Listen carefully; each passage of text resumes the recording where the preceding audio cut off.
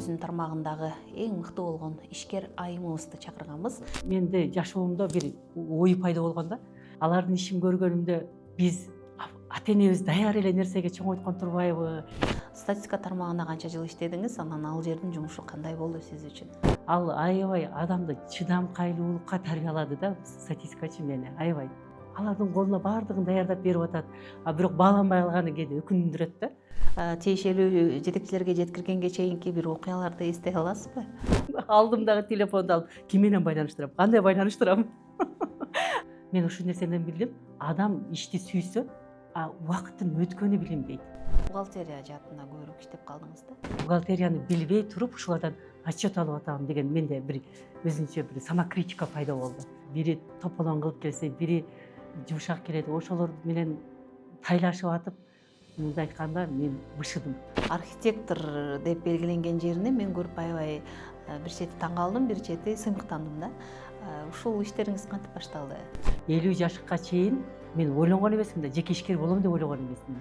Чет өлкөлүктөр келип, Кыргызстандын деңгээлин ушул кичинекей жерден көрүп кетсин дедим. Жана рисктер бар деп айтылат да, анан болгондо дагы жеке ишкер айым болуу дагы өзү кыйын болсо керек.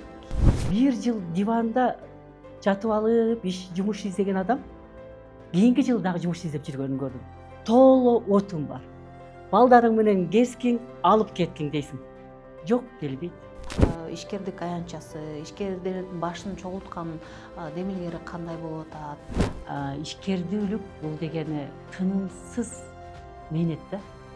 Бул жашоодо ар бир адамдын өзүнүн касиети, өзүнүн таланты менен төрөлөт. Салтка уланган сурообузду дагы бере кетейин.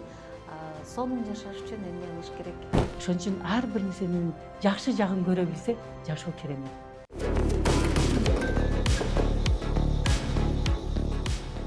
Саламатсыздарбы, урматтуу теле көрүүчүлөр? Сонун подкасттын кезектеги чыгарылышы сиздердин назарыңыздарда. Көрсөтүүнү мен журналист Гүлжан Ажыматова алып барам. Сонун подкастты биз көрүүчүлөрүбүз үчүн даярдаган чоң долбоор. Бул долбоордун алкагында биз ар бир чакырган конокторубуз өзүнүн тармагындагы мыкты ишкерлер. Бүгүн дагы биз өзүнүн тармагындагы эң мыкты болгон ишкер айымыбызды чакырганбыз. Бүгүнкү сонун подкасттын коногу менен мен сиздерди тааныштырып өтөйүн. Ушул ишкерлик жаатында жана ошондой эле бул билим берүү тармагында, статистика дейли, жана ошондой эле бухгалтерия, экономика, ушул жаатта 35 жылдан ашуун иштеп келген биздин мыкты ишкер айым эжекебиз бар. Бүгүнкү биздин сонун подкасттын коногу Талканчиева Кундуз Абдыкадыровна. Кундуз айым, биздин куттуу студиябызга кош келдиңиз. Рахмат.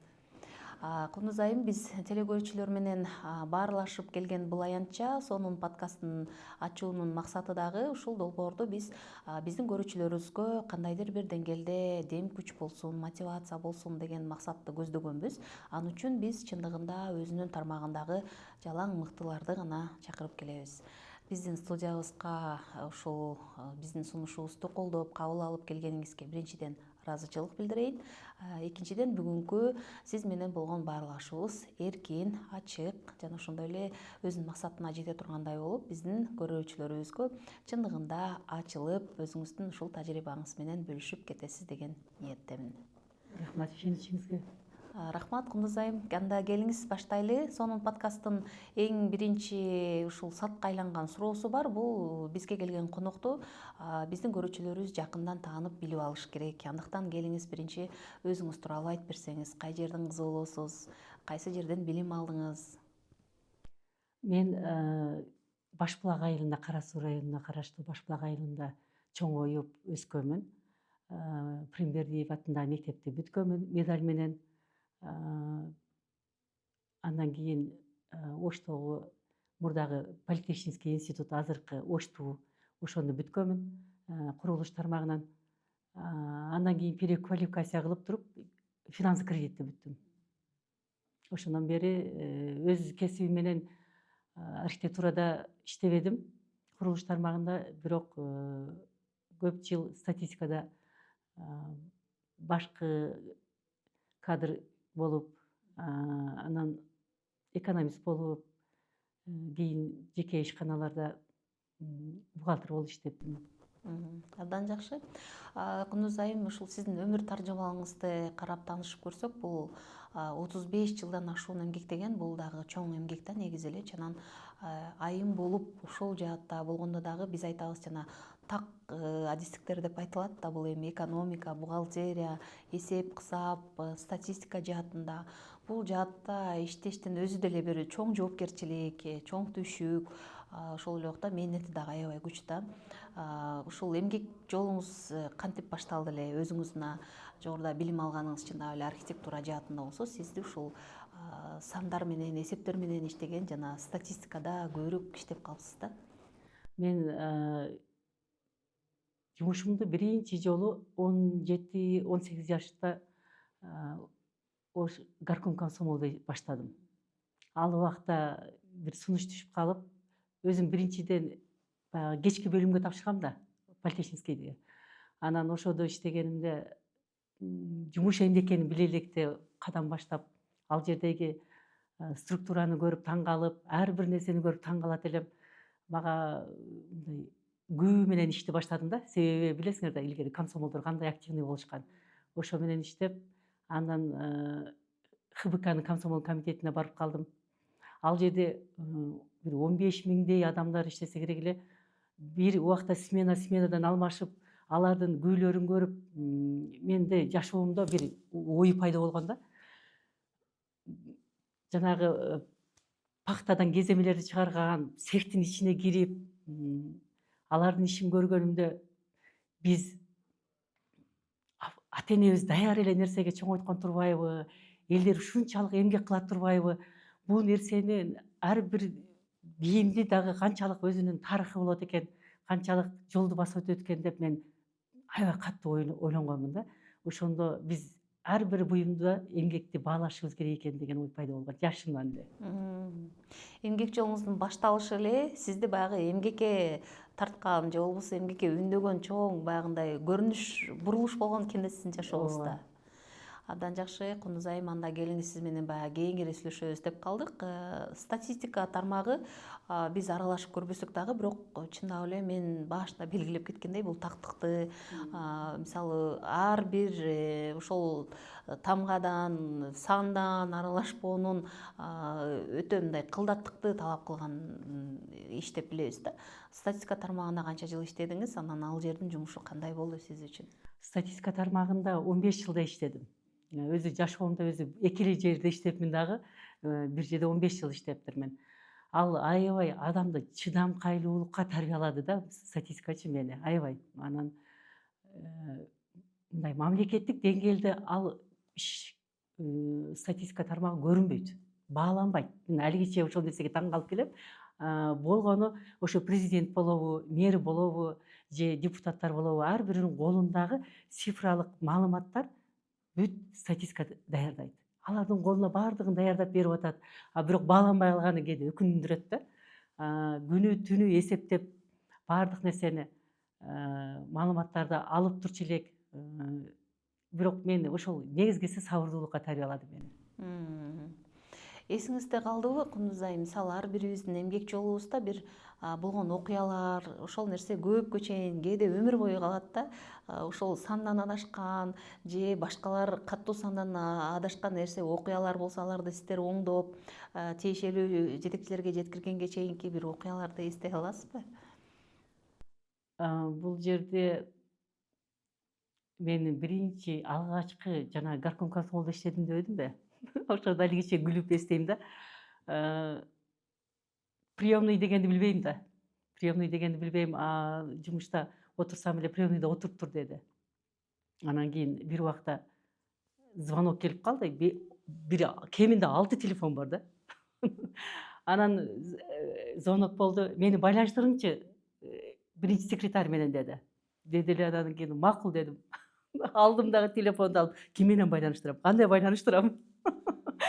Эки телефонду бириктирип, мынтип туруп калсам эчтен бирөө келип калды, анан күлөт да.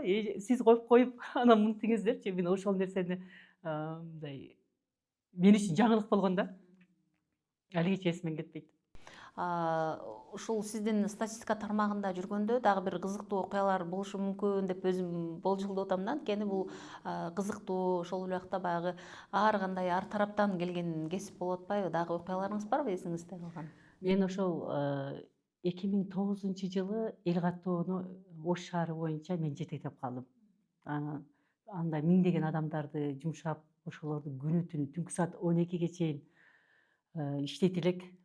Балдарым кичинекей болгонуна карабастан мен ушул нерседен билдим. Адам ишти сүйсө, убакыттын өткөнү билинбейт.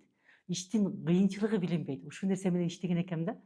Анан түнү күнү иштеп аткан убакта бир убакта начальнигим чакырып калды. Статистика күнү болчу болуш керек. Ошол убактарда чакырып калып эле кабинетке келип урушуп калды. Сен андай иштебедиң, мындай иштебедиң деп калды эле. Анан көзүмө жаш алыгып турганымдан бир убактан кийин отличник статистики деген медальды даярдап ошону бериш үчүн мени ошол нерсеге чакырган экен да.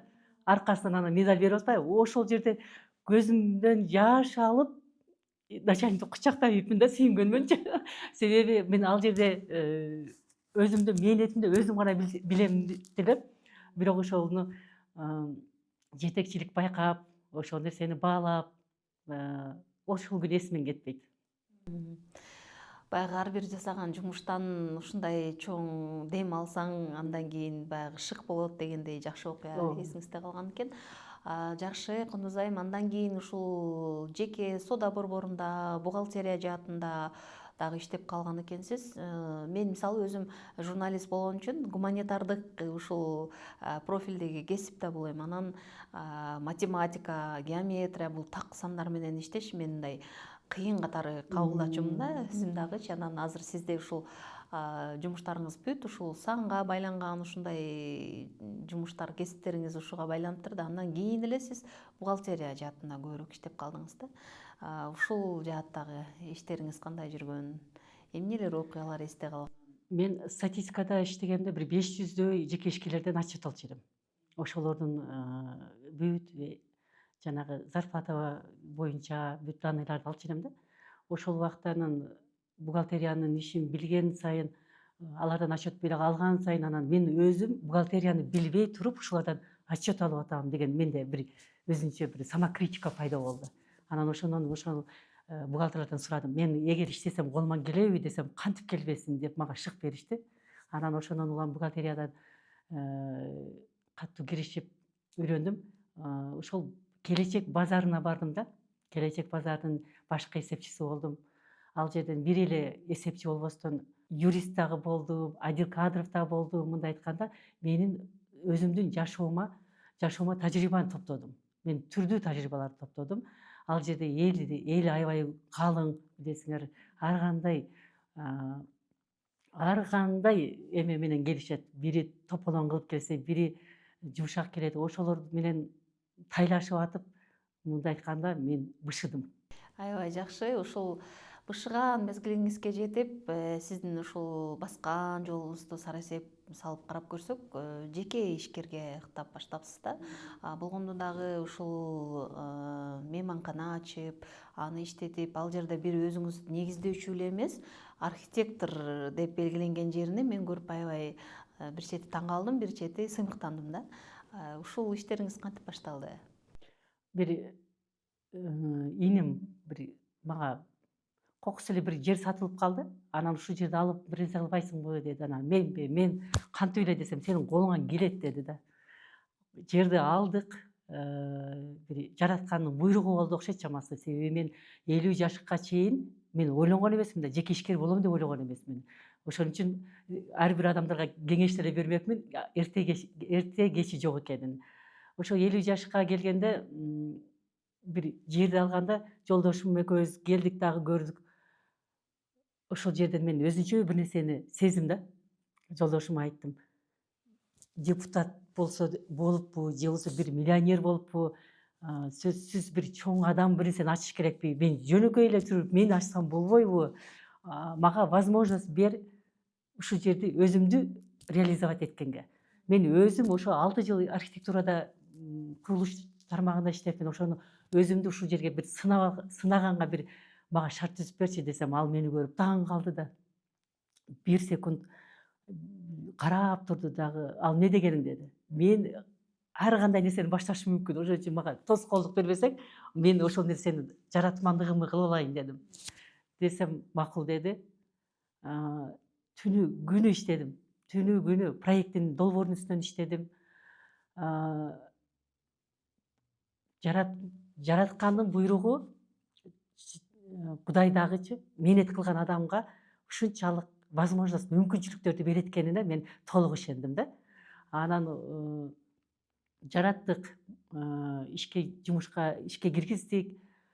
Аны баштаганда элдин баары мындай чет өлкөлүктөр келип, Кыргызстандын деңгээлин ошол кичинекей жерден көрүп кетсин дедим.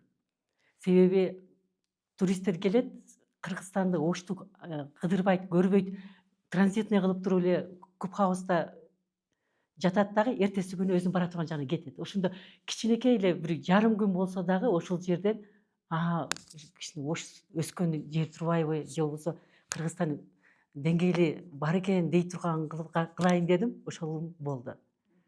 Анан аны кургандан кийин элдин баары келип, албетте бир өзүбүздүн жергиликтүү жаштарыбыз, мисалы чет өлкөгө чыга албаган канча адам, чет өлкөнү көрө албаган канча адам. Ошол адамдар жок дегенде ошол Кубхауска келип, өзүн ошондой чет өлкөдө жүргөндөй сезсин деп дагы жергиликтүү адамдар үчүн дагы өзүнчө бир эмени проектти карадым. Ошондой кылып Кудай буйруп оюм ишке ашты десем жаңылышпаймын. Көптөгөн адамдар келип, өздөрүнүн долбоорун да ишке ашырганга жардам сурап келишти. Мени алып кетип кеңеш алып да көрүштү. Жумушка да чакырышты. Анда бирөө аябай жакшы акчага чакырды. Анан мен бир күн ойлонуп, мен бара албайт экенмин дедим. Десем эмнеге дейт. Мен ошол долбоор менен укташым керек, турушум керек, чай ичишим керек. Мен ошондо жашоом ошо менен байланыш керек. Мен мүмкүнчүлүгүм жок десем, сиздин ошол сөзүңүз үчүн алгыбыз келип атат дейт да. Аябай жакшы. Кундуз айым, мен сизди угуп отуруп азыр өзүм дагы аябай таасирлендим да. Чындап эле 50 жаштан кийин эмнеге болбосун деген нерсеңиз, жаратмандыктын башталышы, жеке ишкердиктин башталышы эртеби кечи жок деген нерсе аябай таасирлентти мени дагы чындыгында. Жеке ишкердик жаатында дегенде сиз бул жаатта өзүңүз иштеп, бул тармакты изилдеп жүрүп, анан келдиңиз да жөн жеринен келген жоксуз. Бирок ошол эле убакта бүгүнкү күндө жеке ишкер болуунун өзү деле чоң жоопкерчилик, чоң жана мүмкүнчүлүктөр бар деген менен бир топ жана рисктер бар деп айтылат да. Анан болгондо дагы жеке ишкер айым болуу дагы өзү кыйын болсо керек. Кандай кыйынчылыктар турду сиздин алдыңызда? Кыйынчылык болбой койбойт. Абдан кыйынчылыктар болду. Аны кыйынчылык деп отуруп аркага кайтыш болбойт дагы да. Мен өзүм баштадымы муну, өзүмө чала деп коем. Мен алдыга кетишим керек дейм. Себеби ошончолук мээнетти өзүң эме кылбайсың да. Ыраа көрбөйсүң да андай нерсегечи. Бирок кыйналганымды, мен кыйынчылык, бир эле нерсе кыйынчылык болду. Бул кадр маселеси. Вакансиялар. Ушул нерсеге мен аябай прям китеп чыгаргым келди да. Анткени эмне үчүн адам ошондой кылат? Неге? Мисалы, 1 жыл диванда жатып алып, жумуш издеген адам кийинки жылы дагы жумуш издеп жүргөнүн көрдүм. Анан чоң акчаны каалайт, бирок колунан эчтеке келбейт. Ушундай адамдарды көрүп таң калдым дагы. Аларды оңдогонго аракет кылдым. Анан жок. Мен, значит, бул кедей адам жөндөн жөн кедей болбойт экен. Бай адам жөндөн жөн бай болбойт экен. Ушул нерсеге мен өзүнчө анализ кылдым да. Кедей адамдын өзүнүн түшүнүгү тайкы, кыска болот экенин билдим. Бай адамдыкы кеңири болот экенин билдим. Эгер бай десем, мурда илгери бизде идеология жүргүзгөн да, союз малдачы. Кедей деп бөлбөгүң, бай деп бөлбөгүң дейт эле. Анан жок, эгер сен ишкер, колунда бар дегеним, ал жөн колунда болбойт да, ал өзүнүн мээнети менен келет. Аны ошол адамдардын менен бир мындай пикирлешсеңчи, аябай сонун энергия аласың. Кенен сонун сөздөрдү даже өзүңүн оюңа келбегенди аласың.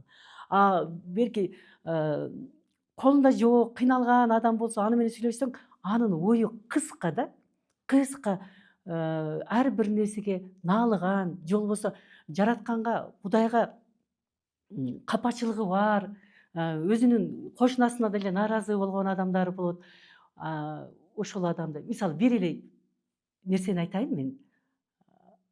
Бирөө менде үй бүлөмө кыштан чыгарганга отунум жок деп келет мага. Анан мен мына бакыт бар, толо отун бар. Балдарың менен кескиң, алып кеткиң дейсиң. Жок, келбейт. Келбейт. Алга мен даяр беришим керек да. Даяр отунду беришим керек. Ушул нерсе мени мындай аябай өзгөрттү да. Себеби мен илгери ошондой элем да. Мен бир атуулдук эмем бар эле. Жок, мен эч качан баарын тегиз карайм деп.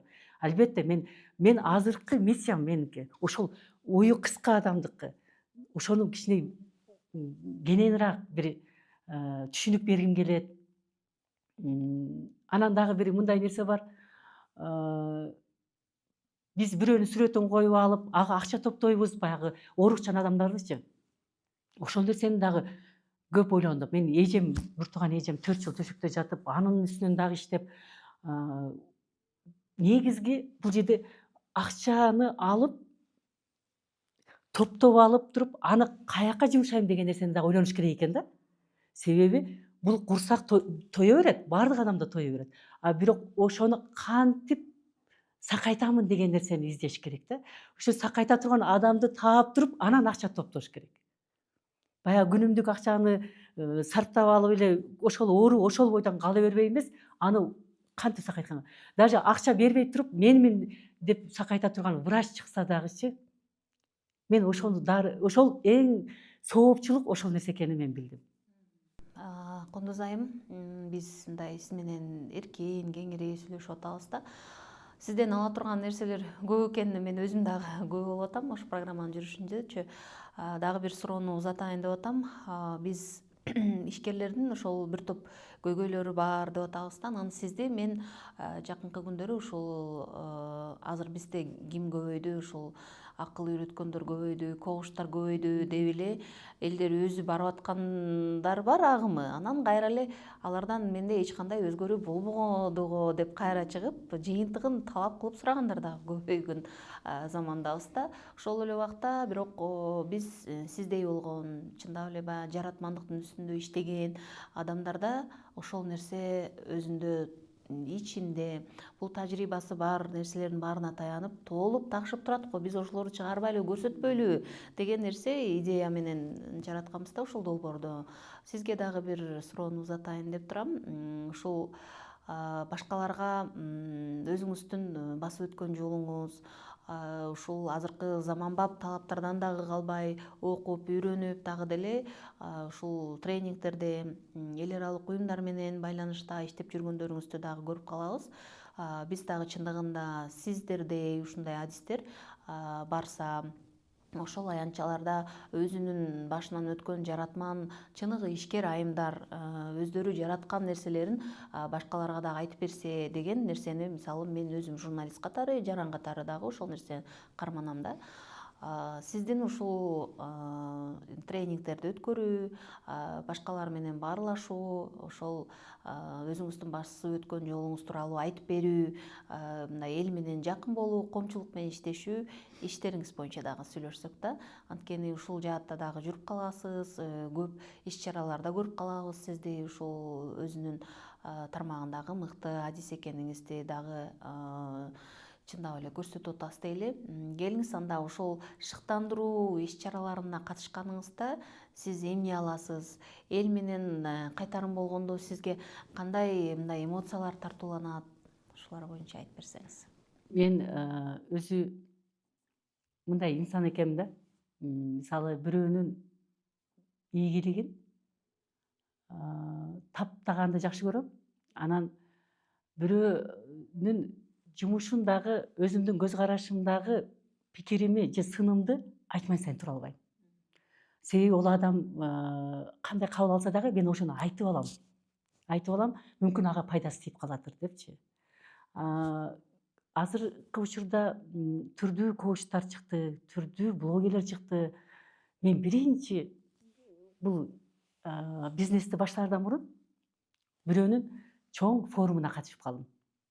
Жөнөкөй эле бизнес айым, бир 300-500 адам келди окшойт. Анан ошол жерге баргамда аябай таң калгам да. Ушунчалык таң калганмын. Бизнес дегенди, ишкер дегенди мен мындай жогору баалайт экенмин да. Жогору мен көп жыл өзүмдү ишкер айым деп атай албадым. Себеби мен ага татыктуу эмесмин деп ушул нерсени жүзөгө ашыккан сайын, ашырганда гана мен өзүмдү атайм деп өзүм көпкө чейин күрөшүп жүргөн кезде ошол убакта барыпмын да. Барсам анан тырмак боёгону деле, кирпик койгону деле чоң ишкерлердин катарында жүрөт. Анан замандын талабы ушул болуп калыптыр. Биз баягы өзүбүздүн самокритикабыз менен биз жүргөн экенбиз деп мен ушул нерсеге бир таң калдым. Баягы бир убактагы карьерный рост деп койдулу, тепкичтен тепкичке ошондой нерселерди өмүрү сезбеген, өмүрү көрбөгөн адамдарды ошол жерден көрдүм. Бирок алар өзүнүн деңгээлинде жакшы кылат. Себеби алар өзүнүн самооценкасын жогорулатып атат да. Анан кийин мен бул жерден мен ишкер катарыдан дагы үй бүлөлүк куруу, үй бүлөдөгү мамилелерди дагы көбүрөөк менен ошол нерсени сурашат. Ошол жеринде кээде тренингде ошого айланып кетет да. Себеби менде артымда 4 балам бар, 4 неберем бар. Анан баарынан кызыгы 44 жашымда төрөдүм да. Азыр ол балам 4-класста окуйт. Ал балам үчүн дагы мындай тирүүрөөк болушум керек. Чындап ал үчүн мындай бир мен элдин апалары жаш, мен апам кары дебей турган болушум керек деп кээде күлүп калам. Ошондой нерселер болот. Анан ошол тренингтерде негизи сен өзүң байкагандай Facebook'тан дагы бир группам бар. Коломто деп ачкан. Ошол группаны дагы эмне үчүн ачтым? Бүт саясат. Бир саясатты талкууласа, ошонун аркасынан миңдеген саясатты талкуулап кетет да. Анын саясаттын сысын билбеген адам талкуулап кетет да, мындай айткандачы. Ошол анан биз көп эле эмени өмүрүбүздү ошого арнап алат, убактыбызды ошого арнап алат экенбиз. Коломто деп ачып көрсөм болбойбу? Ошондо үй бүлөлүк нерселерди талкууласак болбойбу? Кайра эле пайдалуу нерсени киргизсек деп ошол нерсени ачтым эле.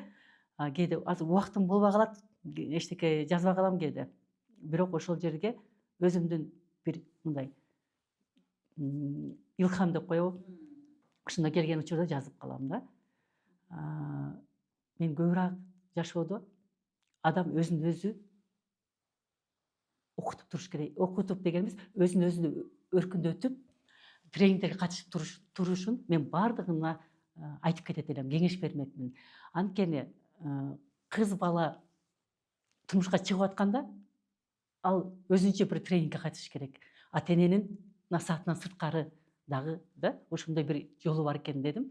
Андан кийин балалуу болгондо дагы баланы кантип караш керек, кантип эме кылыш керек, кандай ыкмаларды колдонуш керек, ошого дагы бир өзүнчө тренингге катышыш керек. Анан кийин эле эне болуп баланы тарбиялап атканда ал этап өзүнчө, ага дагы катышыш керек. Катышпаса китеп окусун мисалы. Бирок азыр көбү китеп окубай калбадыбы? Ошол көбүрөөк мындай кулагы менен укканга эме кылышат да, ыкташат. Андан кийин кайра эле балалуу болгондон кийин кайнене болуш, же тайэне болуш, же чоң эне болуш. Бул өзүнчө, бул дагы бир өзүнчө дүйнө. Өзүнчө бул баягындай психологияны окуш керек да. Кайсы убакта айтыш керек, кайсы убакта айтпаш керек, күйөө балага кандай мамиле кылыш керек, кудагыйга кандай мамиле кылыш керек. Бул нерсе өзүнчө эле тарых, китеп. Анан кийин мен атам, сен билгендей, атам 95-ке чыккан атам бар. Аны идеал тутам, стимул алмага ал мага мындай шыктандырат да, ушундай сонун киши. Ал жөнүндө дагы чыгарып турам интернет булактарына, себеби анын сөздөрү өзгөчө. Себеби ал жашта элдер айтып бере турган карыялар кем. Ал баалуулук деп коем. Азыркы биздин кыргыздын баалуулуктарынын бири деп эсептейм да. Ошондой жашка келгенде дагы ошол киши дагы, ошондой карыган адам дагы тренингке катышса дагы жакшы болот, конечно, бирок кээде билбейт да алар. Себеби балдарынан талап кылат, балдарынан көп нерсе милдет кылат. Милдет кылуу бул болбойт экенин билдим мен. Адам өзүнүн эмгеги менен, өзүнүн жүрүм туруму менен атама окшоп из калтырып, ошол нерсени өзүнө мамилени, жылуу мамилени өзү тартып алыш керек экенин, бул өзүнчө сонун нерсе. Сиз менен баарлашып отуруп, чындап эле жана үй бүлөлүк баалуулуктарды алдыга коюп, өзүн өзү өнүктүрүү, өстүрүү, психология жаатындагы сабактар ар бирибизге эле керек го. Себеби жашоону бир аз да болсо жеңилдетебиз, жакшы жашайбыз дегенге эле бул бир чакырык деп билем мен өзүм дагы. Анткени мен өзүм дагы сиз жогоруда айткандай ушул журналист катары анан психология жаатына дагы бир аз кызыгып жүрөм да. Сиз 50 жаштан кийин жеке ишкердикти баштадым десеңиз, мен дагы 50гө чукулдап калганда ушул психология жаатында сабак алып, ошо окуйм деп жүргөн ниеттерим бар. Кундуз айым, бүгүн жеке ишкер айым катары сизди алып чыгайлы деп 50 жашта чыктым деп өзүңүз баа берип айтканыңыз менен, бирок сиз ага чейинки этаптарды жана сиз жогоруда белгилеген тепкичтерден басып акырын даярдык менен келгениңиз үчүн бул сиздин ачкан долбооруңуз дагы ийгиликтүү болду деп айтууга толук негиз бар десек болот. Анан жеке ишкердик жаатында сиз өзүңүз эле ушул мен жеке мейманкана үйүн ачып койдум, бул өзгөчө мейманкана үй болду деп калган жериңиз жок да. Бул мен билгенден сиз ушул ишкерлер менен дагы атайын аянтчаларда алардын көйгөйлөрүн, маселелерин, мындан кийинки пландарын ишке ашырайлы деген таризде иш алып барып жүрөсүздөр. Буга чейин ушул жаш ишкерлер ассоциациясы түзүлүп келген. Бүгүн бул башкача нукта иш алып барууну көздөп турат экен.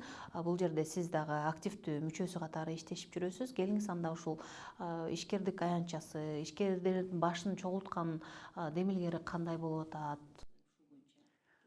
Мени угуп жаткан ишкерлер баары түшүнсө керек мени.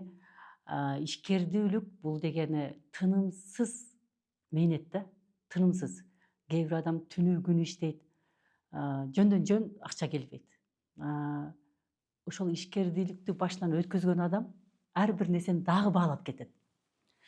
Бирок баягы быт деп коет да, бытка киргенде адам катуу киришкенде депрессияга да түшүп калышы мүмкүн да. Ошон үчүн бул Ош бизнес ассоциациясы бул ошо ишкерликтердин баарынын башын бириктирип турат. Ишкерлер муну мындай укса, ушул адамдын дем ала турган жери, адамдын баарлаша турган жери, пикирлеше турган аянтчасы дейин, жери эмес, аянтчасы. Канчалаган адамдар баары биригет дагы ким кимге эмнеси менен керек.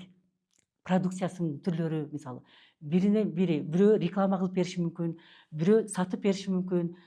Ошондой жагынын пайдасы тиет. Анан кайра ошол өзүнүн ишкердүүлүктө кандайдыр бир муктаждык, кеңеш, финансылык кеңешпи, моралдык кеңешпи, андай кеңештерди дагы ала алат. Мунун оба деп коебуз, кыскартуу тили менен алганда, ошо обанын мүмкүнчүлүктөрү көп. Кээ бир ишкерлер бар экенин да билишпейт экен да. Ушул нерсе бар экенин. Аянтчада бириккенде адамда күбө стимул пайда болот, алдыга умтулуу пайда болот. Өзүнөн жогорку, өзүнөн жетишкен ишкерлерди көрүп дагы шыктанат. Анан бул стратегический пландарында көптөгөн пландарды коюп атышат азыр. Мен азыр башкаруу кеңешинин мүчөсүмүн. Ал жерде мына бизде мисалы ишкерлер өзүнүн укугун билбейт, өзүнүн укугун коргой албайт. Ошондой жерлерге кеңеш берет. Ал жерде мэриядагы биздин Мерия менен дагы бир кызматташуу пландары бар. Ошолор дагы буюрса ишке ашат. Абдан жакшы. Кундуз айым, келиңиз, анда биз ушул сонун подкасттын атайын суроолору бар. Салтка айланып калган ошол суроолорду дагы сизге узатып алайын, мүмкүнчүлүктөн пайдаланып. Жашоону жеңилдетүү бул ар бир адамдын өзүнүн колунда болот экен да, бирок ошол эле убакта ал ар кандай ыкмаларды колдонот экен. Бир өзүнүн ата бабасынан калган делүү же бир башка жактан алганбы, мындай өзүнө ыңгайлап алган бир ыкмалар болот экен да. Сизди азыр көрүп биз чындап эле 50 жаштан өткөн айым катары карабай, жаш айым катары. Анан 50 жаштан өткөндөн кийин ишкердикти баштаган айым бул кайра шык берип, дем берип отурганы, 44 жашында 4-чү баласын бул дүйнөгө алып келип, чындап эле ошол балам үчүн мен дагы көп аракет кылышым керек деген нерселерди угуп, көп нерсеге таасирленип атабыз да. Булардын баары кантип, каяктан аласыз? Жеке ушул ишкердик менен алектенген айымдар, мен да көп тааныштарым бар. Мен чындап мен ушул эфирден пайдаланып айтып коеюн, аябай мен сыймыктанып мындай суктанам да, чындап эле түнү күнүгө эмгек, болгондо дагы жаратмандык, ушулардын баары сиздерге кайсы жактан кантип келет? Негизи 1000 мерте Кудайга шүгүр, ата энем мени ушинтип төрөп койгон да дейин. Себеби бул жаратмандык адамдын өзүнүн, бул жашоодо ар бир адамдын өзүнүн касиети, өзүнүн таланты менен төрөлөт. Болгону биз талант көрүнүктүү, анан көрүнүксүз таланттар болот да. Мисалы көрүнүктүү деген эмне? Ырчы, чоорчут, бийчи, ошолор көрүнүктүү таланттарга кирет. Көрүнбөгөн өзүнүн ички сезими менен өзүнчө бир таланты болот. Ошон үчүн баягы философияда окуганда я деген болот го, адамдын ясы.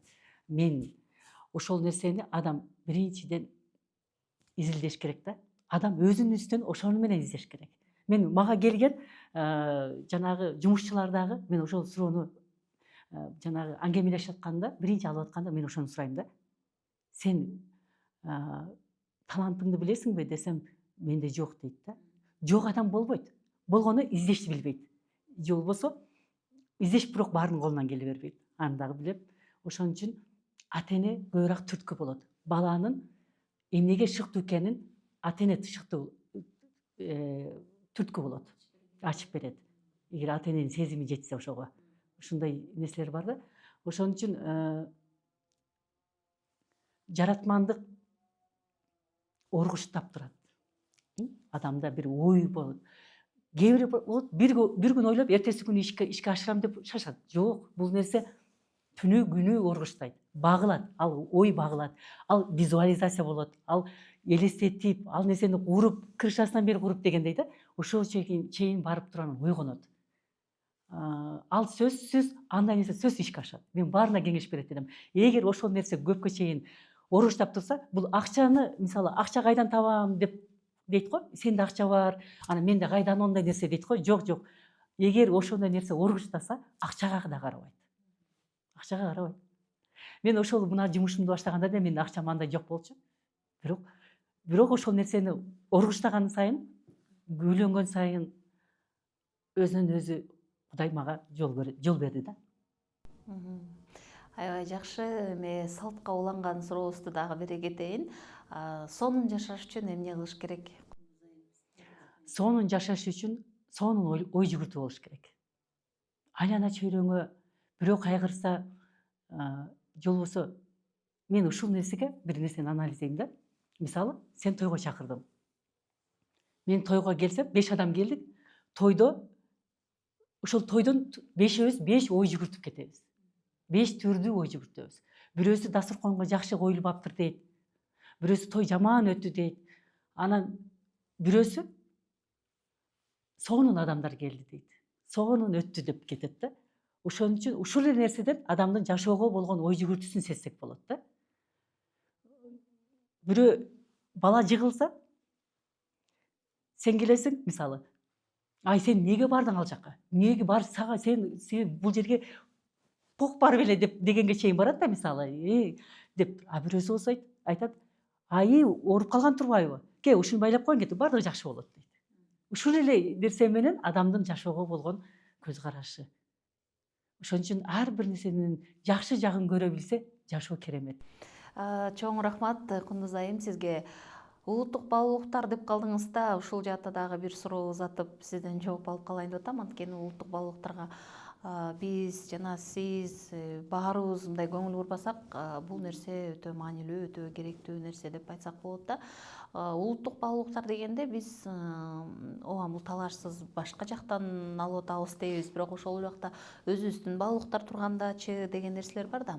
Ошолордун баарын мындай жууру угуштуруп бири-бирине, анан бизге мындай зыян эмес, зыян тийбей калсын. Ошол эле убакта бул бизге өзүбүздүн мындан кийинки балдарыбызга деги эле келечек муунга жакшы сакталсын десек, биз ушул улуттук баалуулуктарды сактап калууда кандай иштерди алып барсак мындай жакшы болот деп эсептейсиз? Бул менин жүрөгүмдөгү көйгөй. Өзүмдүн кыргыздын кызы катары, улуттун патриоту катары бул нерсени көп ойлоном мен. Анткени мен андай бир ырым-жырым, каада салт менен чоңойбосом дагы, ата-энем баягы мугалим болгон да. Чоңойбосом дагы ушул каада салт биз кыргыз улуту каада салтыбыз менен, үрп адатыбыз менен, ырым-жырымыбыз менен биз ошончо кыргызбыз. Биз өзгөчө. Кайсы мамлекетке барбайын мен ошол нерсеге көңүл бурам да, муну деп жок, бул биз өтө таза кандуу эл экенбиз. Таза кандуу. Бул менин сыймыгым. Бул өзгөчө. Биз ошон үчүн өзгөчө калкпыз.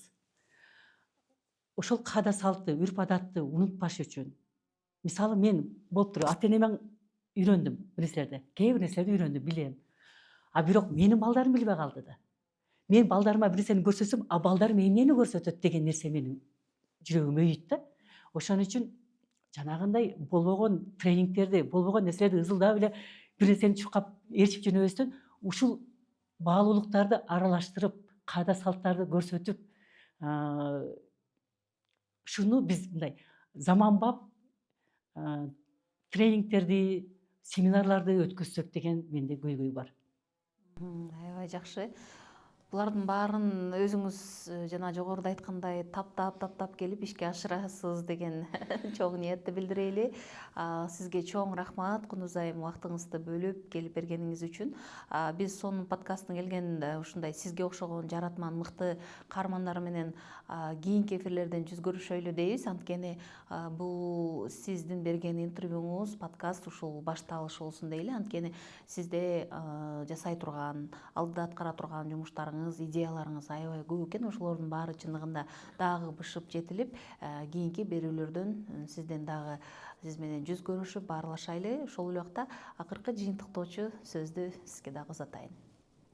Силердин ушул подкастыңарга мени конок кылып чакырганыңарга терең ыраазычылык, ишеничиңерге албетте.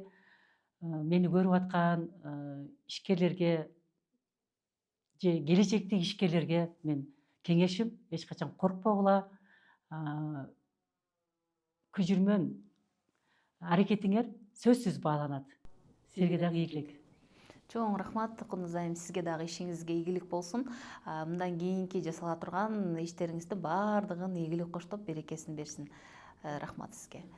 Урматтуу телекөрүүчүлөр, жогоруда мынакей сонун подкасттын бүгүнкү дагы бир сонун мыкты ишкер айымы Кундуз айым ушул өзүнүн басып өткөн жолуна таянып, сиздерге бир чоң бүгүн бир өзгөчө мотивация берди десем жаңылышпасам керек. Анткени 50 жаштан кийин ишкердикти баштаган айым, ишкердиктин эч качан эрте кечи жок. Жана ошондой эле үй бүлө курууда дагы сиздер ушул өзү мисал катары көрсөтүп айтып берди. Мынакей 44 жаштан кийин 4 4 баласын төрөп эрезеге жеткирип бүгүн дагы ошонун артынан жүргөнүн жана ошондой эле улуттук баалуулуктарды эң алдыга койгонун 95 жаштагы бүгүнкү күнгө чейин ушу атасын каралашып анын насааттарын алып матасын алып жүргөнү албетте бул ар бирибиз сыймыктанып өзүбүз дагы ушул кыялдана турган жакшы өмүр деп билебиз. Сонун жашоого дагы өзүнүн эң керектүү болгон жашоодон эле алынган эрежелери менен дагы бөлүшүп кетти.